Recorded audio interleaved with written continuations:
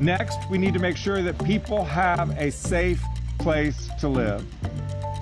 This has been a priority since day one of my administration with our temporary trailer program.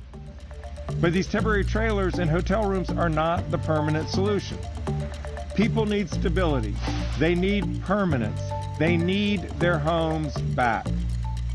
That's why I'm requesting funds to create a Helene home reconstruction and repair program, incentivize more affordable housing, and help people who've lost their jobs pay for their mortgages and rent. With these funds, people can get to assessing the critical integrity of their homes, hiring contractors, and paying for building supplies. These investments will help us get people into their homes safely and in the long run. We cannot wait. If we do not get these funds deployed as soon as possible, we will miss the building season of 2024, and an entire year of recovery efforts will be lost. As we're rebuilding, we must also repair our infrastructure. That means private roads and bridges, septic systems, backup power generators, and more. Last but not least, we must support our children and families. Hurricane Helene stopped school, some places for weeks. Students missed critical instructional time.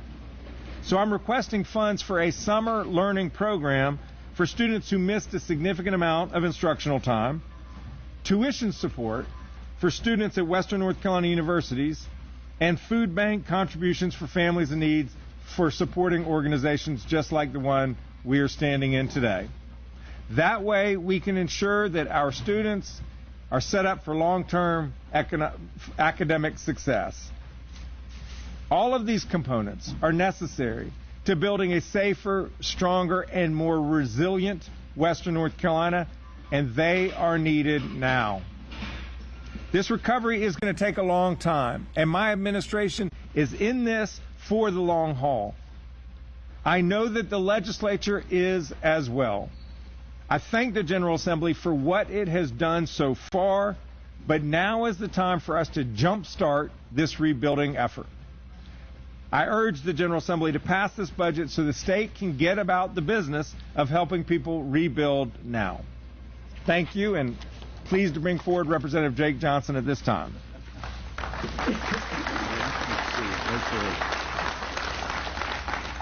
I want to thank Governor Stein for being here in Western North Carolina. I want to thank all the people we have standing behind us as partners in this effort. I can tell you when I leave here, I will be going back. I'll probably be doing some quick laundry at my house, and then I will be going back to Raleigh, where we will start reviewing the governor's proposed budget and figuring out how we can get these dollars to people who need them the most right now. I want to thank our host, Amana Food Bank here. They do absolutely incredible work. I know the cameras are facing this way. Absolutely.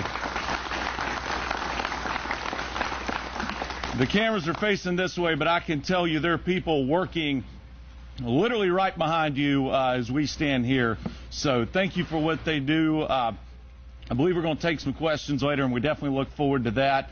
But I just want to tell you, I was born and raised in this area. I was a county commissioner prior to this role.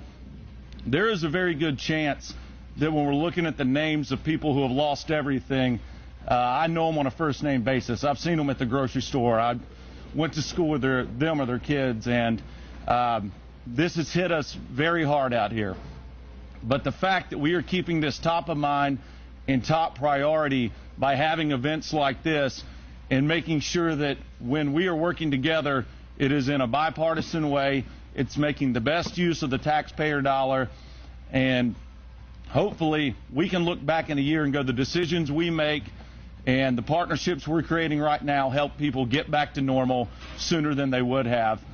And I just want to thank you all for your attention to this, and we look forward to talking to you again soon. If anybody needs anything, feel free to reach out to our offices.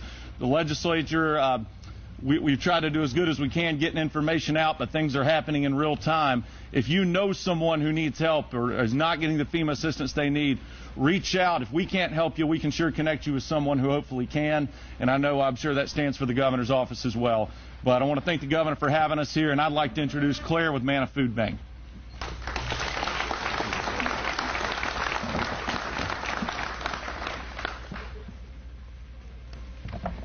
Well, thank you so much to the governor. Thank you, Representative Johnson, and thank you to the Western North Carolina Advisory Committee for not only being here today, but for also recognizing the urgent needs of Western North Carolina in the wake of Hurricane Helene.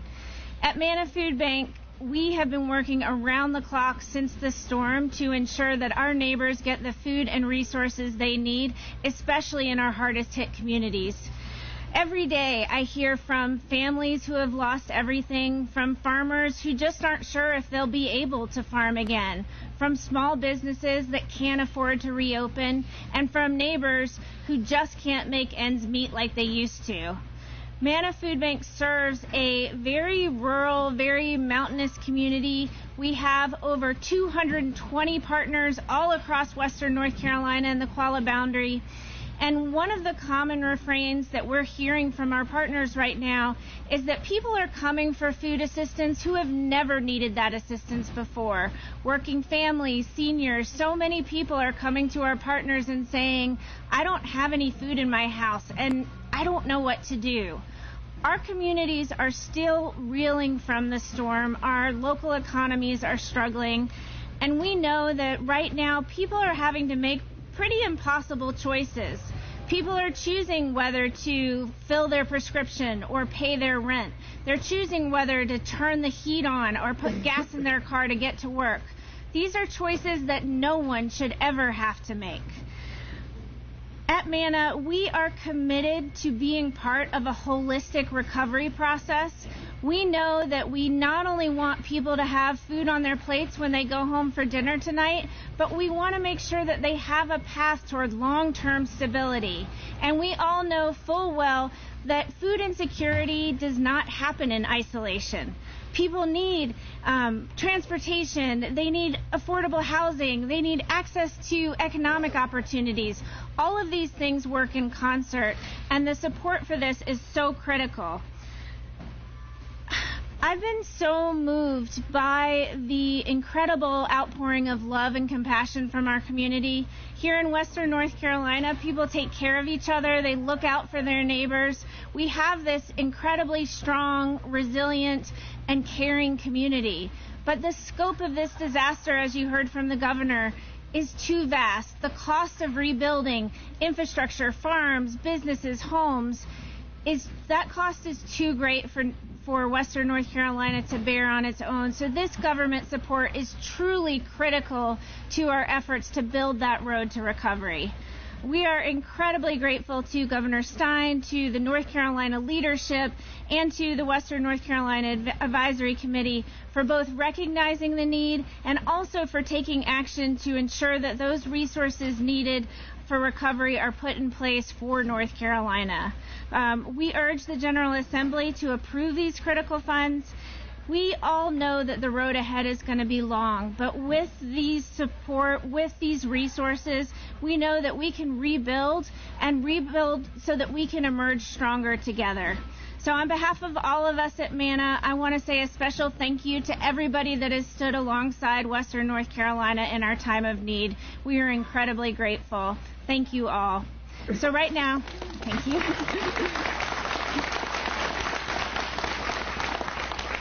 So I'd like to turn things over to Matt Calabria, Director of the Governor's Recovery Office for Western North Carolina. Well, good morning. Thank you, Governor, for today's announcement. Thank you to Claire Neal with Manna Food Bank for the tremendous work that you and your team have done to feed folks in such a difficult time. Again, my name is Matt Calabria, and I'm the Director of the Governor's Recovery Office for Western North Carolina, or GROW-NC. Governor Stein created GROW-NC to coordinate the state's efforts to rebuild Western North Carolina across state agencies and in partnership with local, state, and federal leaders. We provide the day-to-day strategic and operational guidance while also empowering each of the governor's cabinet agencies to do what they do best, whether it be transportation, environmental protection, commercial development, etc. We also provide critical oversight from the governor's office to ensure that our efforts stay on track. The governor's identified 4 key pillars that guide our work: urgency, focus, accountability, and transparency. We must engage in recovery efforts with speed, with precision, and with a plan. And so it's unsurprising to see that this package is being brought forward just 1 month into the governor's administration. In fact, over the past month, I've had the chance to join meetings with Rebuilding Western North Carolina Advisory Committee members. The advisory committee was established on the governor's first full day in office, and I've already learned so much from its meetings and from its members, who are all accomplished business leaders, elected officials, and nonprofit partners in their own right.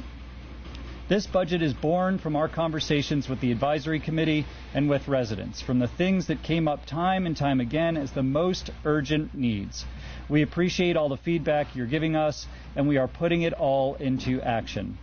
Grow NC will play a role in the stewardship of these funds, and again, we will maintain our principles of urgency, focus, transparency, and accountability in ensuring that the dollars are used toward meeting key measures of success. In the end, this recovery depends on resources committed, the thoughtfulness of those resources' application, and the speed at which those resources can be brought to bear. That's why the governor's community-informed aid package moves swiftly to meet the most urgent needs of this region. Thank you, and I will turn it back to Governor Stein for questions.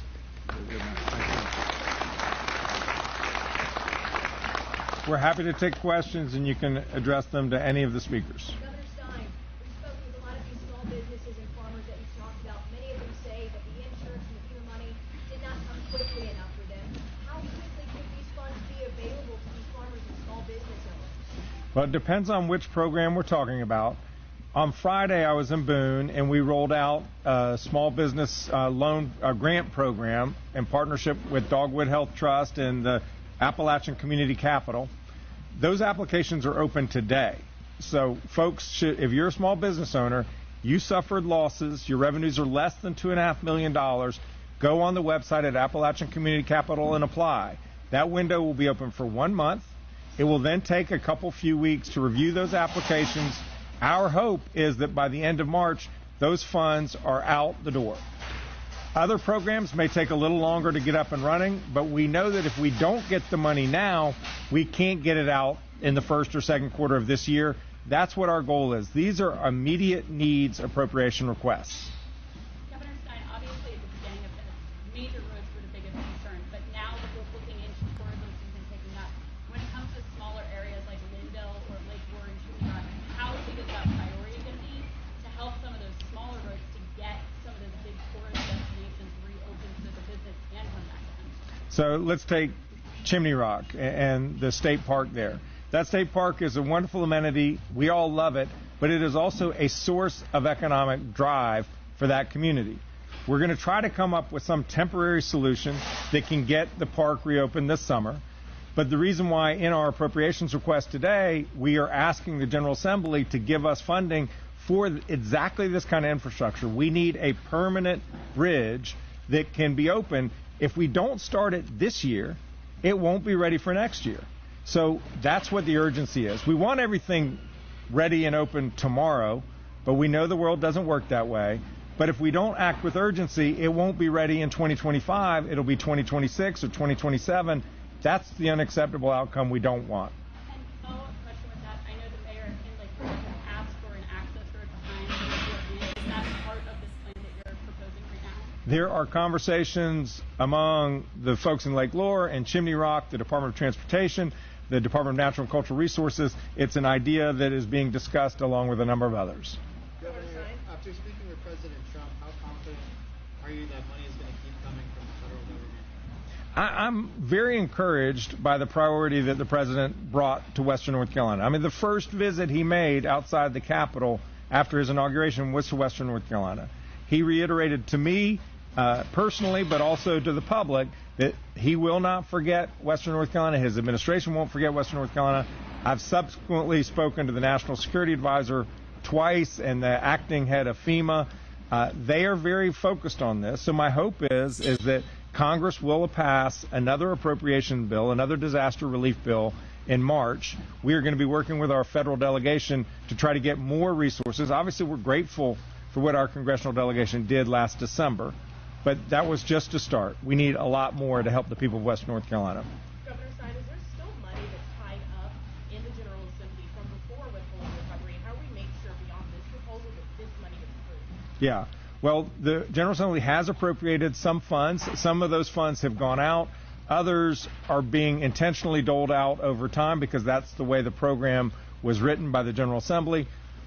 Our objective with these funds are to address immediate needs, to use existing programs, because if you're using an existing program rather than creating a new one, you can get the money out the door quickly. And we want to help folks right now. We don't want to wait till the budget is finalized in July or August, because for many small businesses, that will be too late. We do not want businesses shutting their doors this spring when if we gave them that little bit of help, they could have held on till the summer. I have a question for the head of management bank, if that's all right. Of course. Two parts. One, hey, what's the need like right now here in your own backyard, and how would this specifically help Manna and other food banks and people who are trying to help right now? Yeah, this funding is absolutely critical to our region, to our neighbors. That's what we're seeing, is that there are so many people in need of emergency food assistance right now. And that food assistance, like the governor was talking about with the small businesses, can be the bridge for families that keeps them in their homes, that keeps them able to continue to put gas in their car to go to work. And so we really want to make sure that we can be that bridge and provide that food for them going forward. And how would that funding specifically help y'all? I can help that. Yes. Yes, please. Yeah. In the appropriation request, approximately $1 billion appropriation request, there's $20 million for the food banks. Thank y'all. Thank you all so much.